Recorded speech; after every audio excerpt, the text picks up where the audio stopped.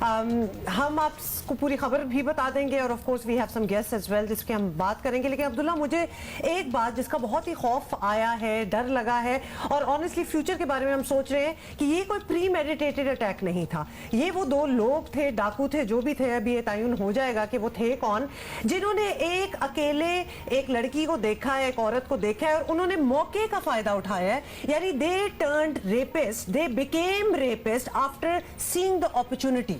تو انہوں نے یہ نہیں کہ وہ اس کا پیچھا کر رہے تھے یا اس کو پہلے سے جانتے تھے یا پہلے سے منصوبہ بنایا ہوا تھا, نتھنگ.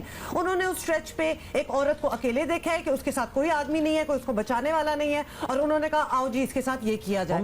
تو اپرچونٹی دیکھتے ہوئے they became rapists. Every third day یا میکسیمم ہر چوتھے دن ہم ایک یا تو بچے کے ساتھ ریپ کی بات کر رہے ہوتے ہیں, ایک بچی کے ساتھ ریپ کی بات کر رہے ہوتے ہیں, اس کے بعد قتل کی بھی بات کر رہے ہوتے ہیں, اور آج ہم پھر ایک خاتون کے ساتھ اجتماعی زیادتی کے واقعے کی بات کرتے ہیں. جی اب ہم پورا واقعہ بھی آپ کو بتائیں کہ لاہور میں موٹر وے پر خاتون سے ہونے والی اجتماعی زیادتی نے سب کو ہلا کر رکھ دیا ہے, اور ہر کوئی اس دل دہلا دینے والے واقعے پر افسردہ ہے. موٹر وے پولیس کا حال یہ ہے کہ وہی روایتی حدود کے تنازع میں الجھی ہے, اور اگر اس ملک میں, یہ بہت ضروری ہے کہ اگر اس ملک میں قانون نام کی کوئی چیز ہے تو ملزمان کسی صورت سزا سے بچنے نہیں چاہیے. آپ کو بتائیں کہ گجرانوالہ کی ایک خاتون لاہور میں اپنی بہن سے ملنے آئیں, جو کہ آپ نے بھی اس کی ڈیٹیل دی ہے عبداللہ.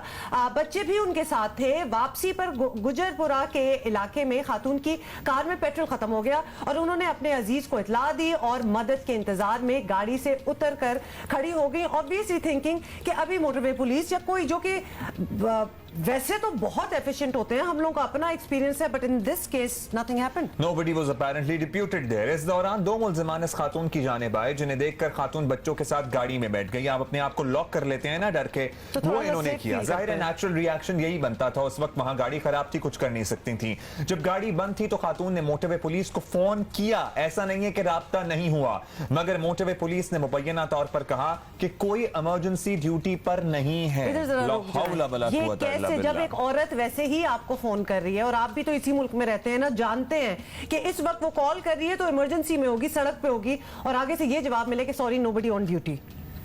He should have arranged somebody. مطلب ہے کہ آپ معاملے کی سینسٹیوٹی کا اندازہ لگائیے کہ ایک عورت آپ کو فون کر کے کہہ رہی ہے کہ دو مشکوک لوگ میری گاڑی کے گرد کھڑے ہیں, اور آپ کہہ رہے ہیں کوئی ایمرجنسی ڈیوٹی پر نہیں ہے. گجرپورہ کی بیٹ ابھی کسی کو الاٹ نہیں ہوئی ہے. یہ بھی ان کو, اس خاتون کو یہ بتایا جا رہا ہے اس ایمرجنسی کے دوران. اس دوران ملزمان نے خاتون کو شیشے کھولنے کے لیے کہا. جب خاتون نے شیشے نہ کھولے تو ڈاکوؤں نے شیشے توڑ کر گن پوائنٹ پر اس کو گاڑی سے اتار کر قریبی کھیتوں میں لے جا کر اجتماعی زیادتی کا نشانہ بنایا. جب خاتون کی حالت خراب ہو گئی تو اسے چھوڑ کر وہ فرار ہو گئے. ڈاکو خاتون سے 1 لاکھ نقدی, 2 تولے طلائی زیورات, 1 عدد بریسلیٹ, گاڑی کا رجسٹریشن کارڈ اور 3 ATM کارڈز لے کر بھاگ گئے. اور آپ کو بتائیں کہ بعد میں واقعے کی اطلاع ملنے پر فورینزک اور پولیس کی بھاری نفری آف کورس اس وقت تو پہنچ ہی جانا تھا, موقع پر پہنچ گئی, اور پولیس نے خاتون کے رشتہ دار کی مدعیت میں مقدمہ درج کر کے سیف سٹی کے کیمراز کی مدد سے ملزمان کی تلاش شروع کر دی ہے. ابھی تو شروع کی گئی ہے. دوسری جانب آپ کو بتائیں کہ ترجمان موٹر وے پولیس اب تک اس موقف پر اڑے ہوئے ہیں کہ خاتون کے ساتھ پیش آنے والا واقعہ موٹر وے پولیس کی حدود میں نہیں آتا, اور اب کہا جا رہا ہے کہ وزیر اعلیٰ پنجاب عثمان بزدار نے واقعے کا نوٹس لیتے ہوئے آئی جی پنجاب جو نئے ابھی لگے ہیں ان سے رپورٹ طلب کر لی ہے. لیکن یہ کافی نہیں, ملزمان جلد از جلد قانون کی گرفت میں آنے چاہیے, اور آخری اطلاع آنے تک پولیس نے 12 مشتبہ افراد کو حراست میں لیا تھا. سمجھ نہیں آ رہا کہ ویسے جب ہر تیسرے دن یا ہر چوتھے مہینے ایک آئی جی بھی تبدیل ہوگا تو انتظامی معاملات کیسے چلیں گے, یہ بھی اہم سوال ہے.